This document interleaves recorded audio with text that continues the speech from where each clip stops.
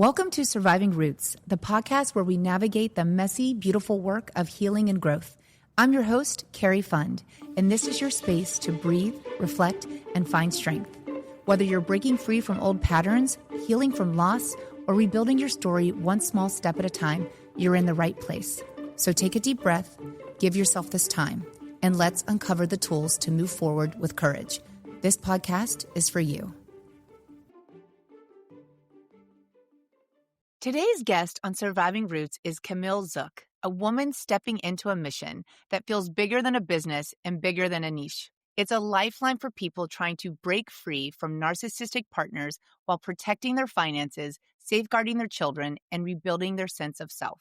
Camille is the creator of the Breaking Free Project, a structured and compassionate space built for clarity, strategy, and emotional safety. For years, people quietly came to her during their hardest moment of their lives, and she became the person they trusted when everything felt impossible. With a background in business and finance, plus training in narcissistic abuse recovery, domestic violence advocacy, and behavior profiling, Camille brings something rare, a real-world strategy and deep empathy without pretending to be a therapist. And fun fact, we've actually met 2 years ago over coffee, and an hour wasn't nearly enough. So today we finally get to finish that conversation. Welcome, Camille. Thank you. Thanks so much, Carrie. I'm so excited to see you. How are you doing? I'm doing great. And you? I'm wonderful. You've been busy, lady. You've been doing a lot of amazing things. So I just want to dive in. Okay. Excellent. So breaking free is the heart of your project, but it's also such a personal phrase. What does breaking free mean to you? So it was pretty obvious to me that that would be the name because there were a handful of names we went through, but that just explains so much with just those words. Breaking free really is breaking free from toxic relationships, people, situations, maybe environments, and just stepping forward into your own personal freedom. So I love the name. I think it's perfect for what we're doing. Yeah, I mean, the issues and these toxic dynamics are so complex to begin with. So I love the name. It's clear, it's concise, and you can't misunderstand it. Thank you. Well, I mean, you're a mother, so this work is heavy. It's emotionally, psychologically, spiritually. How do you keep your mission from consuming your daily life? Like, how do you separate the work from your own family and well-being? So I think the biggest thing that I've worked on over really the last decade for myself and of course my family is boundaries. And so, whether it's professional boundaries because you're dealing with clients that want to contact you at all times of day and night when things are happening, to also personal boundaries, how you're just going to kind of whether it is you say a prayer before you go into a session or you do some type of spiritual cleansing after a session. There's a number of ways that I'll use to protect myself. And it's always boundaries. It's always boundaries. Boundaries are they're so important. Like on the scale of 1 to 10, where do you think they rate in terms of importance with the first things to do when dealing with a toxic person? Got 11. Because if you have them, if you think about it, if you have them, then you won't even get into these situations as far as most people do, It's so true. It's so true. Yeah. So let's walk us through this with everyone listening. When people come to you for that first moment, they're scared, they're confused, even financially vulnerable. What's the first thing you do to help them untangle? So usually people in the beginning, especially when maybe they realize what they're dealing with, maybe they haven't so much, but they are emotionally distraught. So it's really hard to do something logically when you're super emotional, right? So what we kind of try to do is just let's practice on separating the two. So your emotional self is over here where you're going to grieve and you're going to cry and you're going to experience all the horrible emotions that go along with this. And that we really want them to be working with a therapist on. But over here, we're going to work with you on the more logical side and creating that strategic plan to exit safely.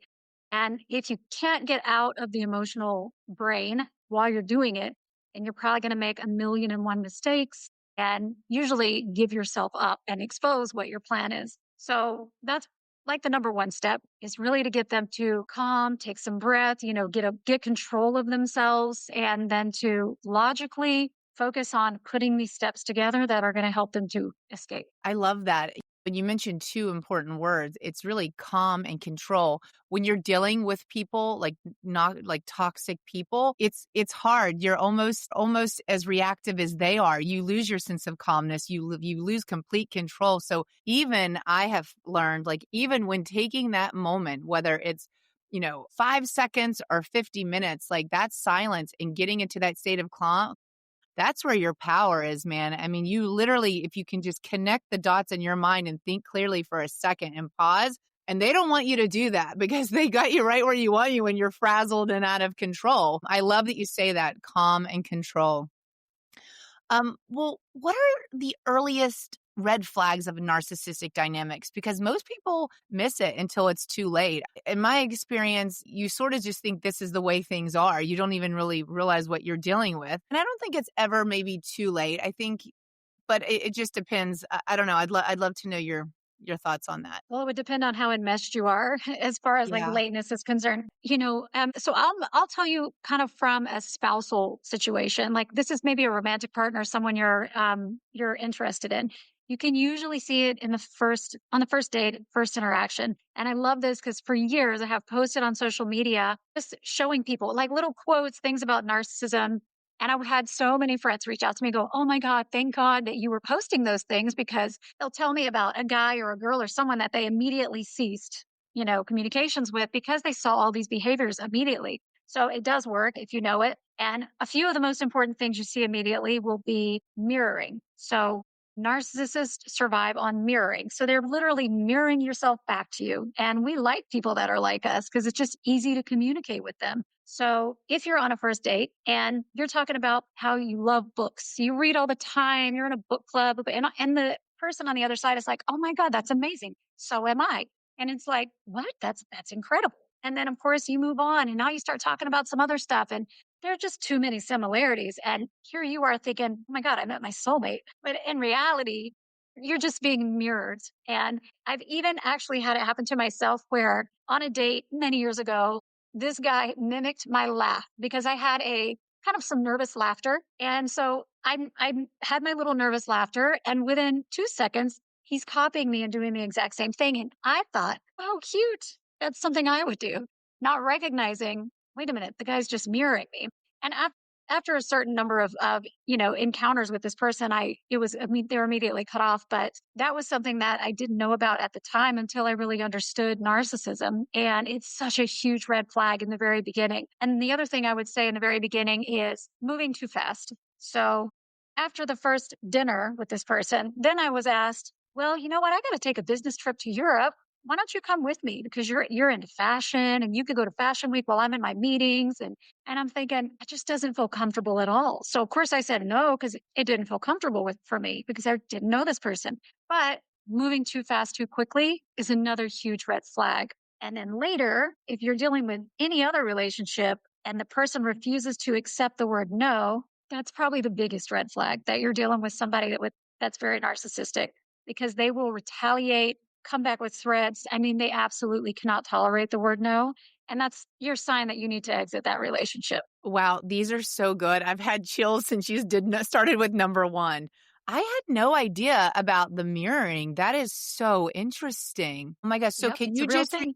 can you just repeat the 3 things one more time for everyone listening? Number 1 was mirroring. Mirroring, too fast, too soon, moving really fast, and then can't accept the word no. Ooh, okay. Those are little power pieces, people, to tuck into your pockets. And so let's say someone's listening right now and they're like, my God, they're processing all of this right now. What do you say to them? I say just get educated on the subject because, it's sad in today's world and of course in different cities, it's bigger in certain countries, certain cultures, narcissism is actually huge. In many instances, pathology has been winning in the last few years. It's been something that it seems to get worse and worse and worse. People, their kids follow their Kardashians. They've got Hollywood raising their children. It's not actually supporting the values that most of the families and parents that I personally know really want. So if they don't understand the behaviors, sometimes they may support relationships their children have with people who really kind of have those values. And it's not necessarily a good thing because obviously we want to really work with children and manage ourselves as adults so that we can then teach the children the right way. I feel like it's a huge epidemic. It's probably one of the biggest ones in the world that we deal with.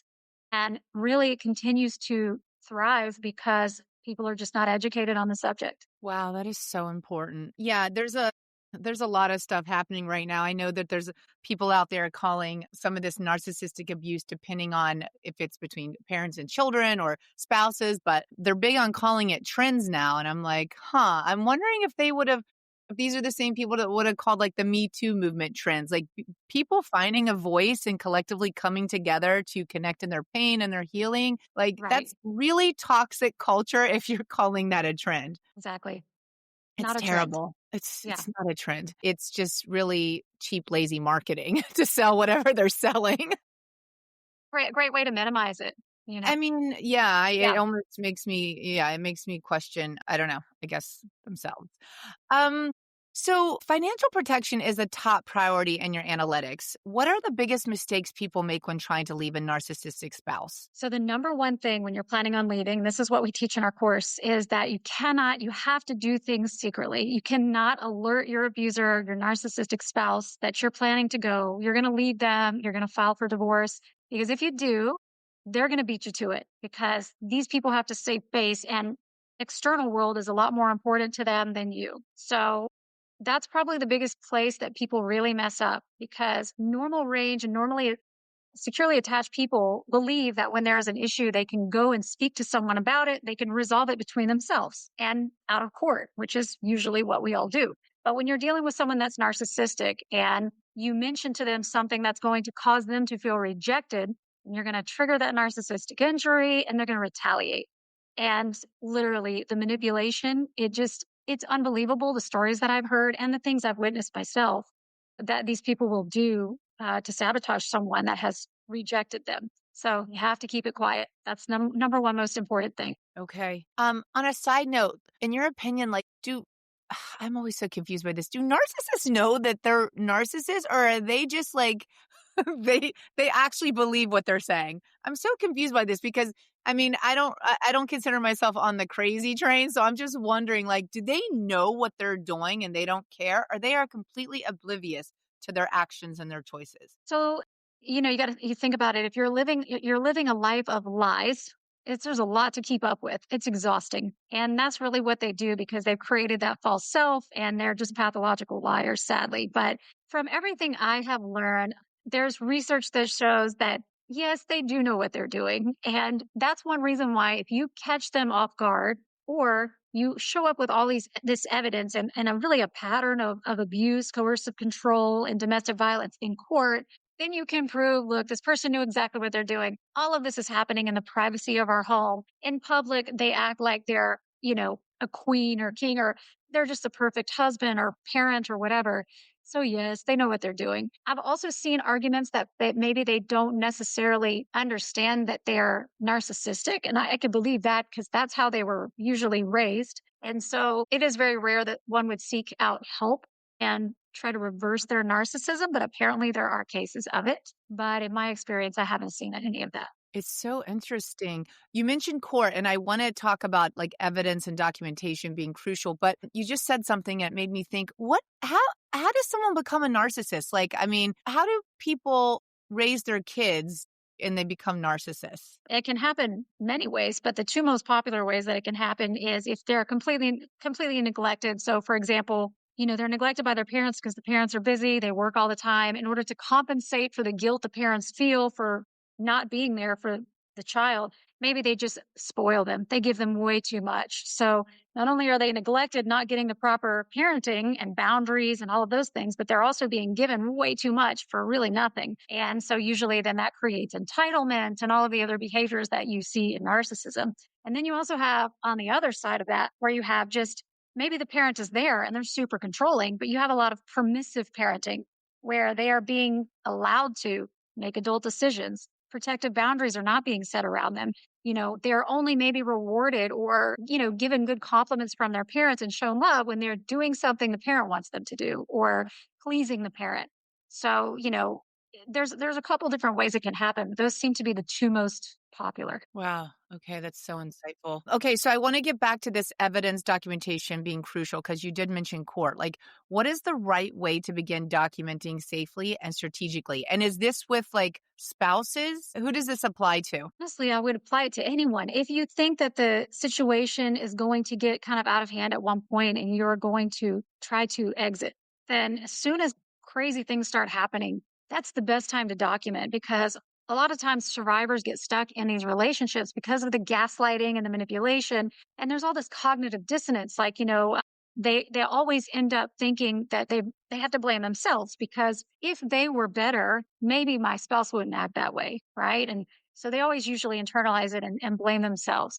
But if they start documenting, like for example, there's a disagreement and the narcissistic spouse punches a wall and there's a hole in the wall and their children were at home and present. If you document that and you get pictures and you start documenting as if you were going to be presenting it to the court or to CPS or one of these agencies, then you start to create that logical chain of events where you can then start going, well, wait a minute, no matter how you're feeling emotionally, here's the facts of what's happening in my situation. And this is really dangerous and this is not healthy for yourself or for your children. So I say start documenting as soon as really crazy stuff starts happening. And usually it happens pretty fast in these situations. Yeah. It's you everything that you're saying, I for some reason my mind keeps going to like all of these movies where like they make these like intense like romantic movies and I'm thinking all these male characters are narcissists.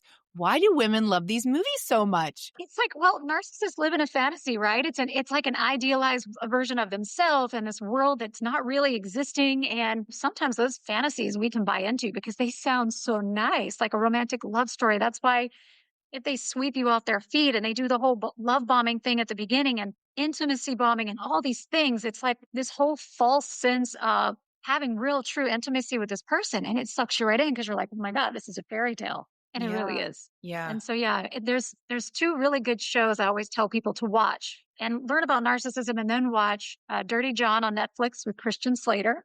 Okay. Because that's a real story, true crime story. And he I'm plays writing the these part down. very well. Okay. And then the other movie is Gone Girl with Ben Affleck because the book was actually written about a woman on the cluster B. She had a cluster B personality, which is includes narcissism, and it's just fascinating when you understand it, and then you go back and watch it. They really highlight everything in the movie. Yeah, I love that book and movie. Yeah.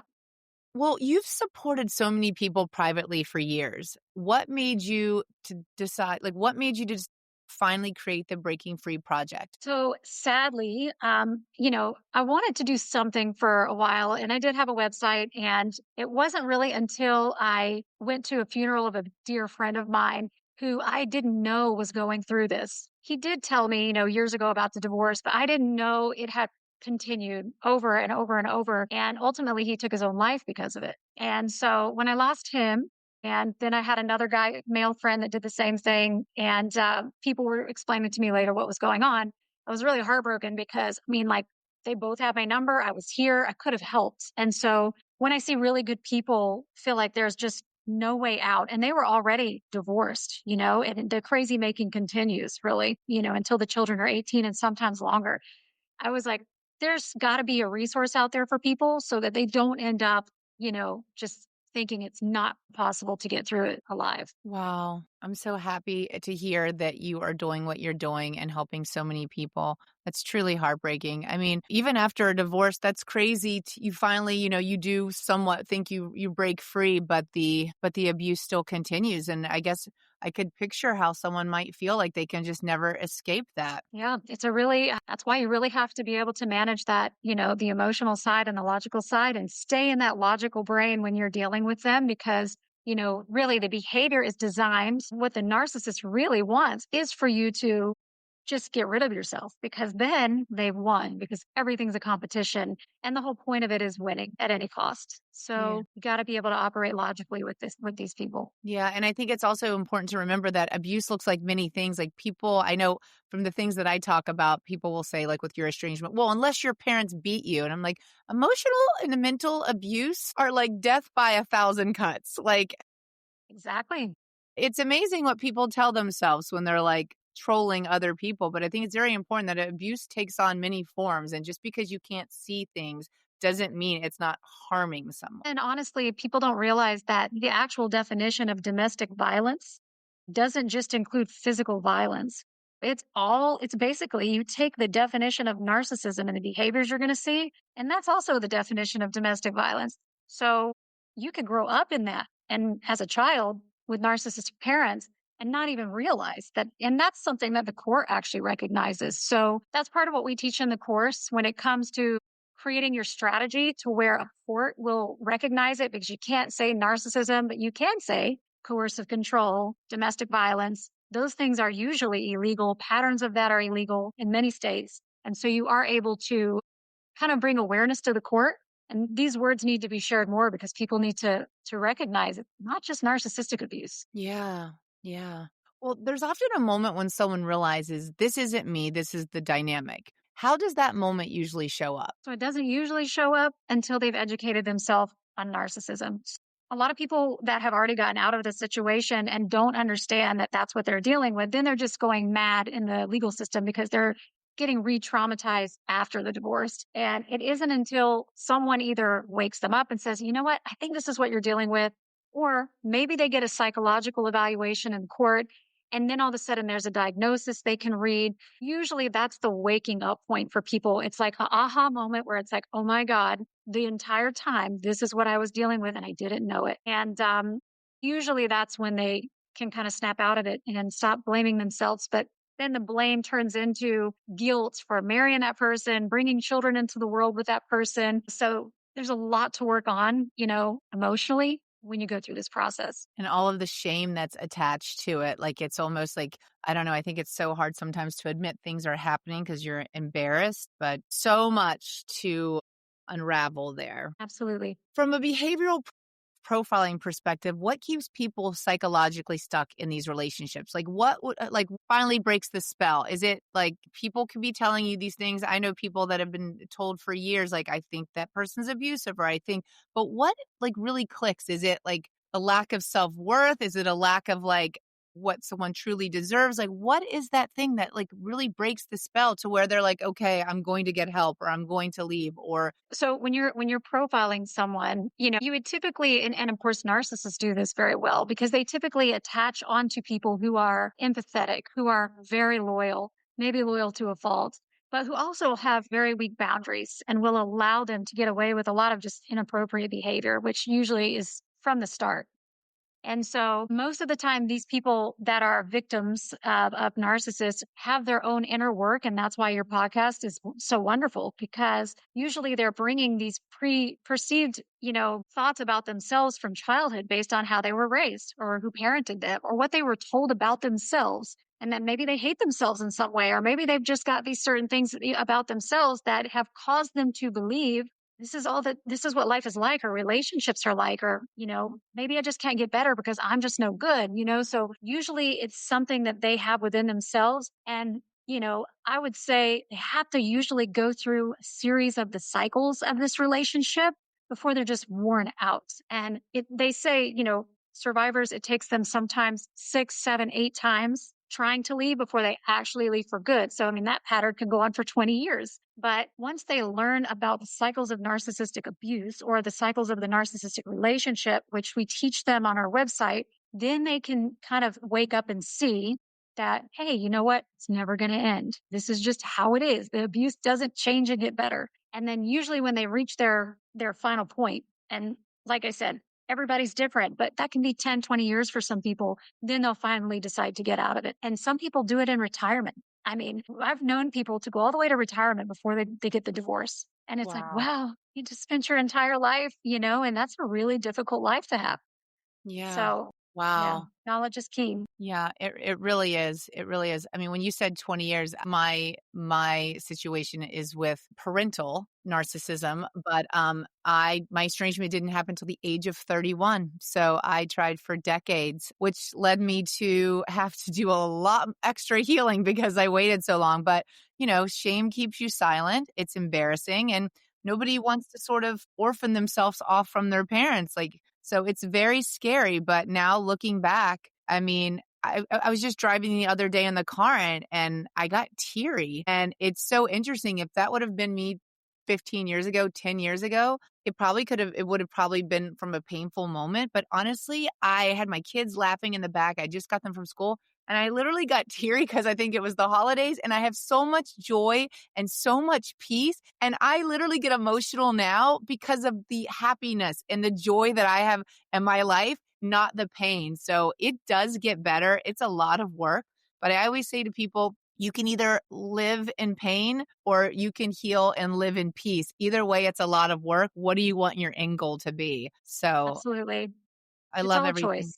Yeah, it really is a choice. And just like our parents or a abusive partner or a toxic friend, we become the choices that we make. And just like we have the choice to heal and become better, so do they. Absolutely. It takes two to tango. Absolutely. I agree. I agree. Well, everything you're doing is so important. I really want to ask you this because I grew up with two narcissistic parents. Co-parenting with a narcissist is a very different universe. And what is your most essential advice for protecting a child's emotional reality if someone is going through this? This has got to be the hardest part of it because when children are involved, of course, as a stable parent, someone who genuinely really loves them, this is probably the most painful thing to watch your child go through. So I think number one, establishing the boundaries at your house, you're going to have to parallel parent. You can't co-parent with the narcissist, right? So you have your own rules and boundaries and things that you put in place at your house to protect your children, right? And then those things just stay the same and you just manage and maintain a routine for those kids so that you can at least they know what to expect at your house. They're not on pins and needles. They know they can come, let their hair down, relax, and they can just be themselves there. And at the other parent's house, whatever happens over there is on them, right? So they'll learn eventually that things are, one way here and one way over here. And, unfortunately, you will have, frequent problems from when they are coming from the narcissistic parent's home where they're super toxic and they've got to take a couple days to de-stress and detox at your house and dump the garbage out on you. And that's really painful too.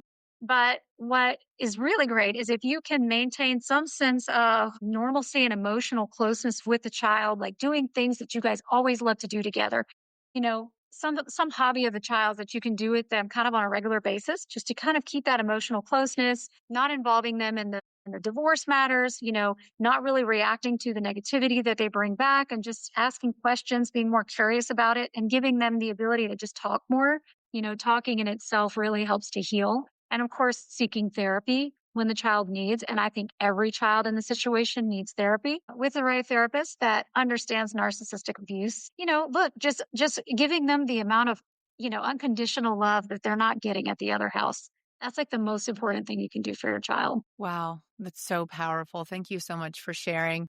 I really wanted to start this interview off with like really diving deep into everything, like just the dynamics of this, because knowledge really is power. So I would really like to now get into the Breaking Free Project. How does this work? If someone's listening to this podcast, they hear the Breaking Free Project, they need your help, or they just want to learn more, what do they do? So what they would do is go to our website, which is breakingfreeproject.com. And on the website, we have a number of tools or resources that they can use. But I would first say definitely take the quiz because the quiz is free. You can apply it to your relationship. That's how you're going to be able to determine if you're experiencing narcissistic behavior from your spouse. There's also a free worksheet that they can use, which is a little bit more in depth than the quiz that actually will go through the relationship cycle that you would have with a narcissistic person. And they can go through each question and then circle different behaviors that they're experiencing. And they're usually going to have something under each, part of the cycle. You usually experience all of it in a relationship with a narcissist because this is just how they act. Once they do that, then if they, whatever their situation is, if they're already working with a therapist, if they've already decided, okay, this is it, I'm going to exit, break free, then we can work simultaneously with them, their therapist, their lawyer, whatever their team is, and do the strategic freedom method with them, kind of hold their hand through the process and basically help them to create the safe plan to exit. But like I said, it's all done really in secrecy where they're doing this and it takes months sometimes to get prepared because you're doing things like getting your financial documents ready, making sure that you have another account for yourself where you're putting some extra money away on a monthly basis, getting all of your medical documents ready, getting your children's stuff ready. So there's a lot of stuff that you have to get ready when you're going to be, exiting a household. And so it takes time. But our course for is very short and can be done in one day because we know people are very busy with their children and work and just life. So at least they can watch the videos, go through everything in a day, and then they can spend the time putting their plan together and creating that safe exit strategy. Because for us, the number one most important thing is safety. There are stats, that if someone's in a domestically violent situation, that the murders that after they leave occur within 7 days of them leaving. So some of these are very, very bad situations, and the person has to make sure that they can get out and go to a safe location, whether it's a shelter, domestic violence place, somewhere where they're not going to be able to be found and they're protected before they say this is over. So that's kind of the strategy. They start with just going to our website, using the free resources to kind of understand this narcissistic personality a little more. And then they determine if they're going to exit. And then, of course, we even have a thing on there where you can alert a friend anonymously. So if you think a friend is in a relationship with someone who's narcissistic and you want to alert them anonymously because you know you can't say it, otherwise you may lose that friendship, then you can have the website send them basically anonymous email that's just going to say, hey, what do you know Wow. about narcissism? Are you in a narcissistic relationship? And then it's just going to educate them on what it looks like. It's going to give them the cycle and then send them back to the website so they can learn more. Wow, Camille, that is an amazing piece of tool. Oh my gosh. Yeah. You Well, that really came because so many people, not only survivors were reaching out, but of course, family members would reach out. People would reach out and say, oh my God, this is my son-in-law or my daughter-in-law or my mother-in-law or, all these different people that they feel helpless because they cannot wake up their loved one to see what relationship they're in. And if you do that, then most of the time they cut you out. And so that's a huge risk. So doing it anonymously is pretty much the only way. Wow. I mean, the Breaking Free Project, say your website again, breakingfreeproject.com. Breaking free. For everyone listening, if this episode applies to you or you're not really sure how to proceed, or if it does, take the quiz. I mean, how long does the quiz take? Few minutes. Few minutes. Take the quiz. If you're already wondering, that's probably a hint to go onto the website and take the quiz. I want to thank you for today. This episode is full of insights and knowledge. It's just the first thing is educating yourself is the first step. And I want to thank you for being here, for your time, and for your sharing, and for creating the Breaking Free Project. Thank you so much. I love what you're doing, Carrie. I appreciate it. I Thank appreciate you, Camille. Thank you so much. Okay. Thank you for joining me for this week's episode of Surviving Roots. I hope it gave you something meaningful to carry with you. Let's keep this conversation going. Find me on Instagram at carrie.fund, where I'll share more from the show. Don't forget to subscribe, leave a review, and share this with someone who needs it. And remember, we are the choices that we make.